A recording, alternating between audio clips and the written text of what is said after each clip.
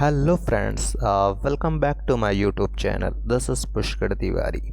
Now we are talking about essay number 560 that deals with subsequent event. Okay, so let's start.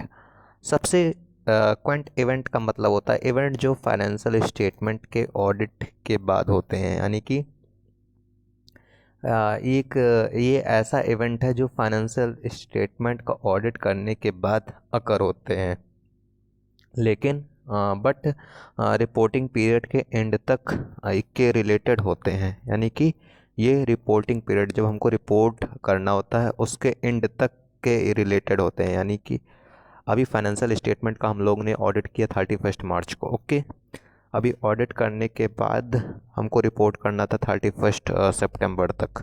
Okay, तो वहाँ तक यह related होते हैं ऐसे इवेंट। ओके, इसका पर्पस है कि इंश्योर करना कि ऑडिटर फाइनेंशियल स्टेटमेंट को फाइनल करने से पहले इन इवेंट्स का प्रॉपर इवैल्यूएशन कर ले। यानी कि ऑडिटर फाइनेंशियल स्टेटमेंट को फाइनल करने से पहले इन इवेंट्स को प्रॉपर इवैल्यूएशन करे। इंग्लिश हिंदी मिक्स में याद करने की तरीका। ओके, सिंपल डेफिनेशन क्या है? इवेंट जो बैलेंस शीट डेट के बाद होते हैं, यानी कि 31 मार्च के बाद के इवेंट जो भी अकर होते हैं लेकिन रिपोर्टिंग पीरियड के एंड तक के कंडीशन को रिफ्लेक्ट करते हैं। जब भी हम लोग रिपोर्ट करना होता है वहाँ तक के कंडीशन को यह रिफ्लेक्ट करते हैं। ट्रिक क्या है? सब्सिक्वेंट इवेंट इक्वल टू सब के बाद। और सोच लो, बैलेंस शीट बन गया, फिर कुछ बड़ा इवेंट हो गया, यानी कि बैलेंस शीट हमारा बन गया है, अब इसके बाद कोई बड़ा इवेंट हो जाता है तो क्या करना है? ऑडिटर का क्या करना है? ऑडिटर को अभी इधर टू टाइप ऑफ इवेंट होते हैं, adjusting event and non adjusting event. तो एडजस्टिंग इवेंट में क्या करना है? जो एग्जिस्टिंग कंडीशन को एविडेंस देते हैं, यानी कि बैलेंस शीट डेट तक का प्रूफ। अगर आपके पास प्रूफ है कि बैलेंस शीट के डेट के बाद कुछ इवेंट अकर होने वाले हैं और अभी से आपके पास प्रूफ है, जो एग्जिस्टिंग कंडीशन को एविडेंस देते हैं कि बैलेंस शीट डेट तक का आपके पास प्रूफ है। एग्जांपल, एक डेटर बैंकरप्ट हो गया पोस्ट डेट, यानी कि बैलेंस शीट डेट के बाद कोई एक डेटर था जो कि बैंकरप्ट हो गया, मतलब पैसा रिकवर नहीं होगा, तो उसको हमको एडजस्ट करके रखना पड़ता है।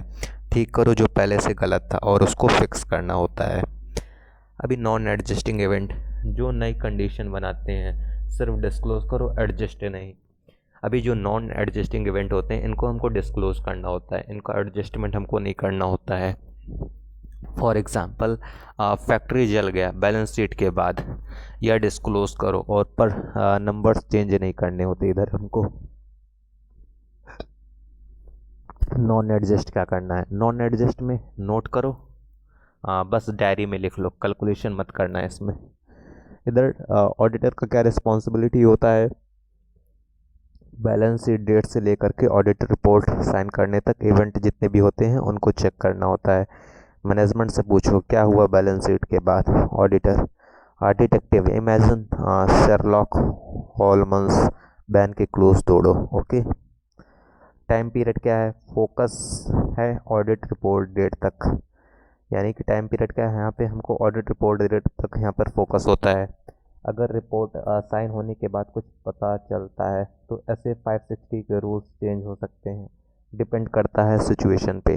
ट्रिक क्या है? साइन तक और लाइन तक एक लाइन ड्रॉ करो, उसके बाद तक के अलग सोचो। डॉक्यूमेंटेशन, हर इवेंट को नोट करो, क्या हुआ, कब हुआ और एडजस्ट किया या नहीं। डॉक्यूमेंट डायरी में, अपने ऑडिट डायरी में लिख लो सब। स्टोरी याद करने का तरीका, मेमोरी टेक्निक। स्टोरी बनाओ, इमेजिन एक कंपनी का बैलेंस शीट बन गया 31 मार्च को, ऑडिट रिपोर्ट साइन करने वाला था, तब पता चला कि एक बड़ा कस्टमर बैंकरप्ट हो गया। एडजस्टिंग इवेंट, ठीक कर दो उसको। और फैक्ट्री में आग लग गई, नॉन एडजस्टिंग, नोट करो। ऑडिटर ने मैनेजमेंट से पूछा, डायरी में लिखा और रिपोर्ट को फाइनल कर दिया। राइम, एडजस्ट करो प्रूफ मिला तो, और नोट करो नया हुआ जो। रिवीजन टिप, हर पॉइंट एक लाइन में लिखो और रोज 5 मिनट रिपीट करो। विजुअलाइज करते रहो बैंकरप्सी का सीन एंड फैक्ट्री में आग लगने का सीन, दिमाग में पिक्चर बनेगा और याद रहेगा। So I hope you are like it. Please like and subscribe my channel. Thank you.